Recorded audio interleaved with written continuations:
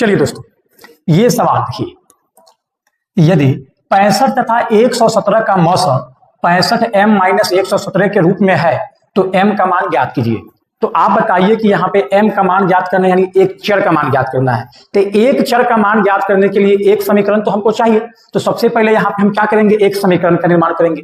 तो सोचिए कि जब दो संख्याएं हमको दी है, इन दोनों संख्याओं का मौसा दिया है, तो हम दो संख्याओं के क्या इस्तेमाल करके क्या इनका मौसा नहीं ज्ञात कर सकते हैं? तो यदि हम आपसे पूछे कि 65 तथा 117 का मौसा ज्ञात कीजिए, तो 65 और 117 का मौसा निकालने के लिए आपको तो मालूम है 65 का अभाज्य गुणनखंड करेंगे 13 × 5 = 65, 117 का अभाज्य गुणनखंड करेंगे 13 × 9 = 117, 9 को क्या कर देंगे 3 × 3। तो मौसा कहने का मतलब कि जो दोनों में मिले, तो दोनों में क्या मिल रहा है 13। इसका मतलब हुआ कि 65 और 117 का मौसा कितना होगा 13।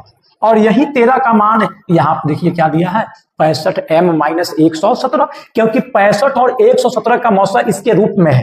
65 और 117 का मौसा वास्तव में निकला कितना है 13। तो ये भी उसका मौसा और ये भी उसी संख्या का मौसा, तो ये दोनों आपस में क्या होगा बराबर होगा। तो यहाँ से हम कह सकते हैं कि 65m - 117 इन दोनों का मौसा है। इन दोनों का मौसा हम कितना निकाले हैं 13। दोनों आपस में क्या होंगे बराबर। 117 जाके उधर जुट जाएगा तो हो जाएगा 65m = 13 + 117, 17 × 3 = 20, 10 × 30 यानी 130।